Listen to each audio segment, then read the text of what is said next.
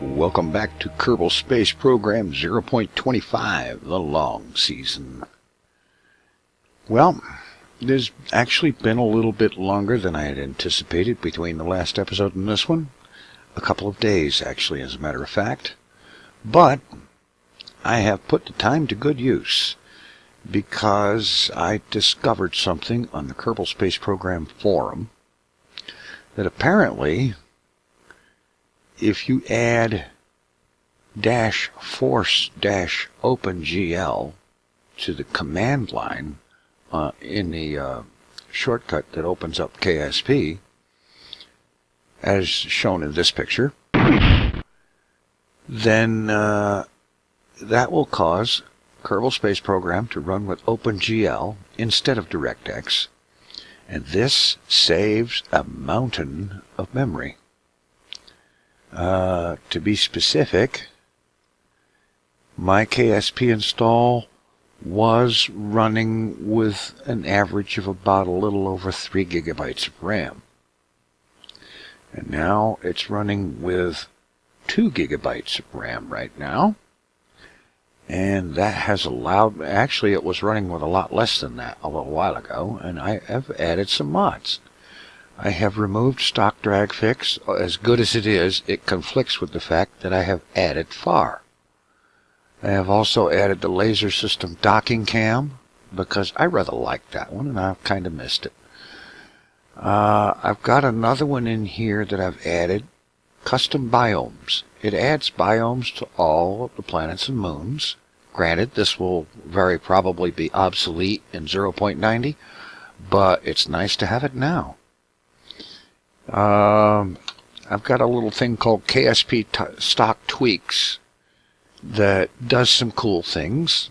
It makes the free camera the default, so I don't have to try to remember to switch to free camera. That one automatically makes it default. Flight default precision means that it will automatically start up with the controls set as if you had hit caps lock and turned on fine controls. And map show navball, which shows the navball in map view by default instead of having to hit something to bring it up. I have also got procedural fairings, Kerbal joint reinforcement, remote tech, the USI colonization system, although I really wish they had spelled colonization correctly with a C instead of a K. And I've also got something else that gives me a high contrast navball.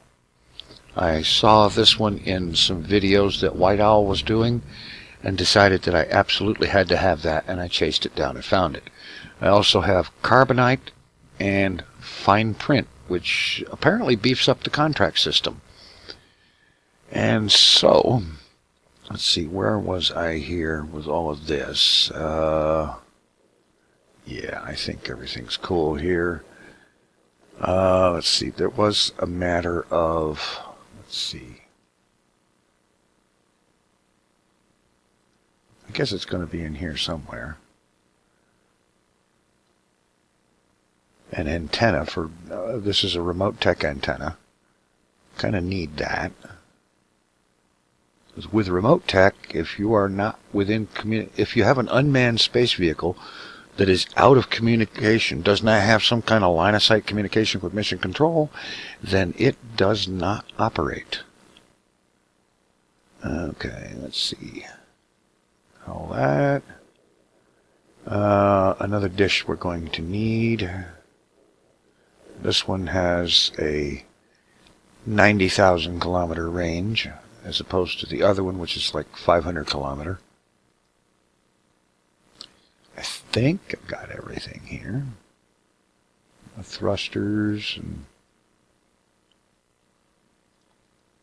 got my OX stat panels and my batteries and such. The barometer, and that really wasn't the smartest buy in the world, but I'll take it. Alright, now let's stop in at contracts. Let's see. Plant flag on the moon. Okay, we've been there. We can go back. Let's see.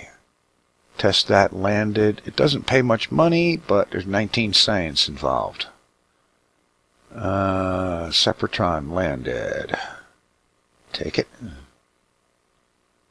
Rescue Dippy Bird Kerman over here because he managed to get in space without the Space Center, but it pays $35,000, so I guess we'll bring him home. Okay.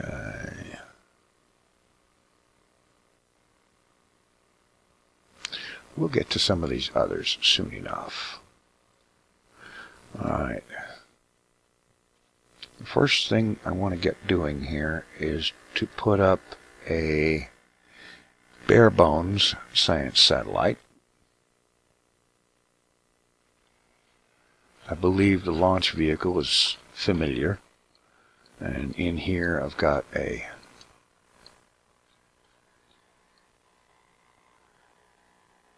bare bones satellite, and I've stuck a thermometer on the side of it. Let me just take the doggone fairing off.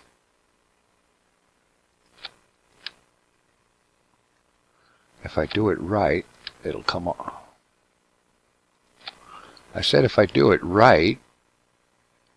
There we go. Alright, we need to have a remote tech antenna on here. And we'll turn the symmetry off, flip it over, and just bolt it on there.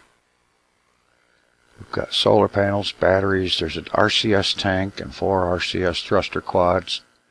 And this should be plenty for putting a satellite into orbit that will be available when we get a contract to say, send science from space around Kerbin. We can switch up to this thing and do it. Alright, yeah.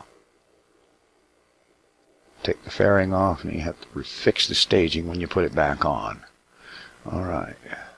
Okay, we're automated. We don't have any crew issues, so let's launch. Now the trick with this launch is that because it's unmanned, we will only be able to control the ship when it is within line of sight of the Space Center, which Remote Tech helps us out with by putting a dot on the Space Center.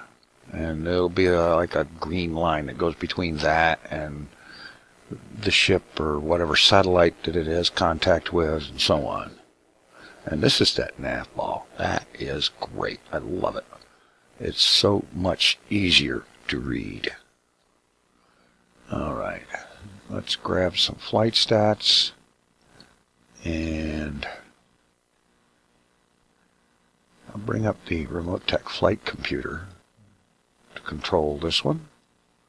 Expand that out and I'll show what it's actually set to do at the moment. And I'll turn SAS on to start off with. And so let's get this show on the road.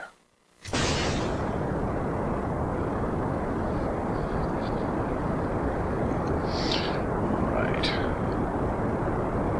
There we go. And if you hear that noise in the background, that's my coffee pot. And this thing is getting a little funky here. Let's have a look at far. Yeah, we're getting up above half the speed of sound, and it's getting a little shaky here as we go transonic. I think the problem will be alleviated when we jettison the SRBs. And because of that, I'm just going to let it continue straight up. Normally I would be pitching severely by now, or reasonably, but if I try to pitch with all of this going on, it'll tear the ship apart.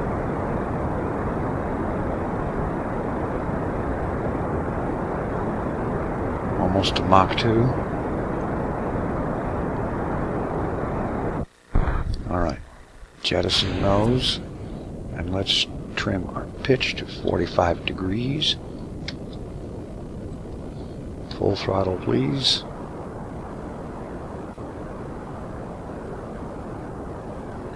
Oh no, cut throttle. I pitched too far too fast. And I should know better than that. Alright, throttle on. throttle off. And we'll just toggle it like that every time it rotates around and see if we can get some control. Okay, it's slowing down. I do believe we've got some control. Excellent. Ep6 is 50 kilometers and climbing. Let's see if we can get some orbital velocity.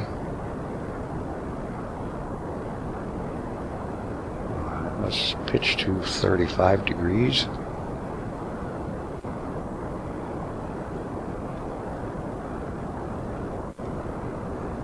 Yeah, we're doing good. Okay. Jettison the fairing.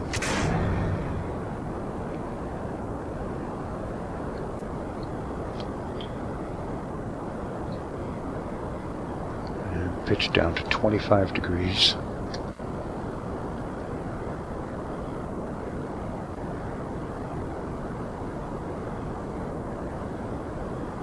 Okay, Ep6 is over 70, so pitch down to 0 degrees. Okay. Alright, and of course with parachute placement on everything, we should be recovering most of the vehicle. And that will be good for the wallet.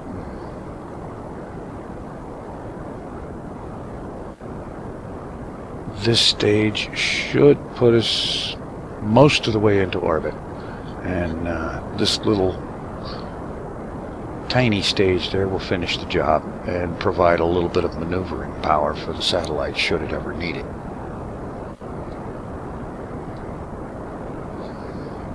Taking a quick look here, you see the connection to mission control. We have until we get out of range. The antenna we're using has 500 kilometer range.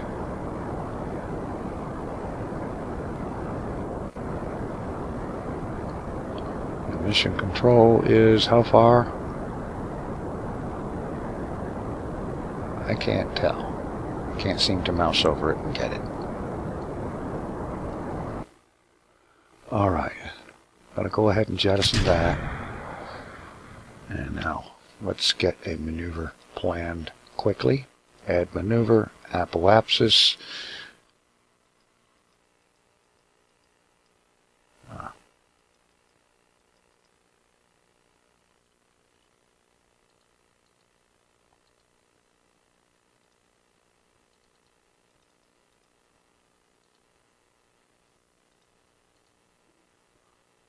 And now here's where the flight computer comes in. Go ahead and clear that, and we hit node. That tells it to hold maneuver prograde, in other words the node. And then hit the execute. It is execute planned maneuver. I don't know much about remote text flight computer, but I do know this much.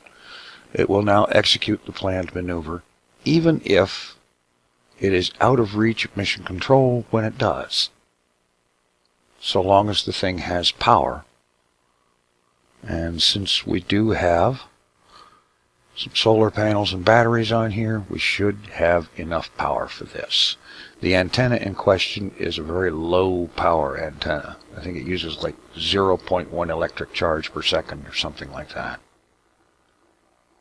Alright. Let's test this thing. Give it a time warp. And it is stretching out. It's out of mission. Okay, it's out of control.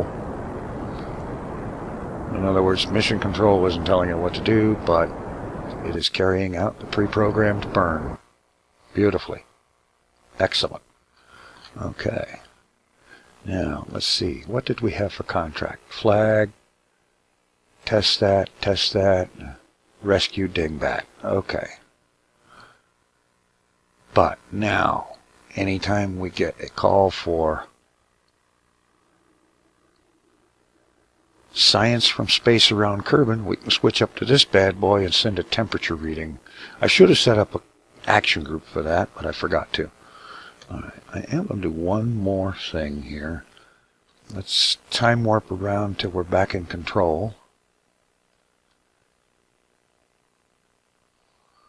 There's our dingbat, Garmy Kerman. 102 kilometer orbit. That shouldn't be too hard to rendezvous with. But I think he might wait until we get at least one other thing done first. Specifically, since there will be occasional use of unmanned vehicles, we need to have a communications satellite set up. Okay, the one last thing I was going to do with this is tell it to hold orbit normal. And that way, anytime Kerbin is not blocking the way, there's almost guaranteed to be at least one solar panel facing the sun. Alright, so we'll just have it hold that. And at this point, kill the rotate and then turn it off. Alright, now let's get ready for the first communication satellite.